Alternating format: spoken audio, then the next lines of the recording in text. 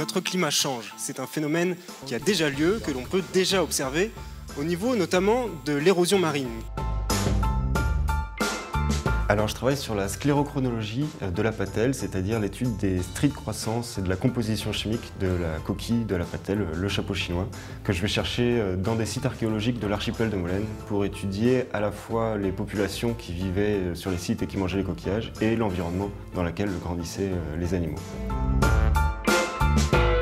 Le concours, je l'ai connu sur YouTube en regardant les lauréats des années précédentes. J'avais trouvé ça vraiment impressionnant, la manière dont ils arrivaient à transmettre en quelques minutes le contenu de leur thèse.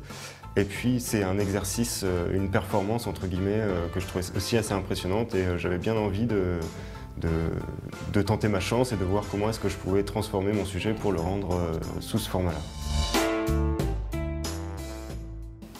Alors il y a une formation qui a duré 2 jours et je pense qu'elle est vraiment nécessaire quand on part de zéro. On nous apprend à construire le discours, à aborder son sujet, à faire un travail de tri dans ce qu'on a envie de dire ou pas, et puis au fur et à mesure d'amincir le texte pour garder vraiment que l'essentiel.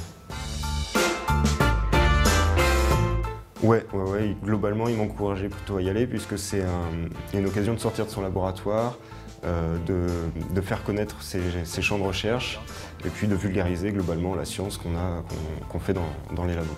Mon but à terme, c'est de pouvoir reconstruire l'histoire de nos côtes avec sa dimension à la fois naturelle, environnementale, mais aussi humaine et culturelle au travers de mes coquilles.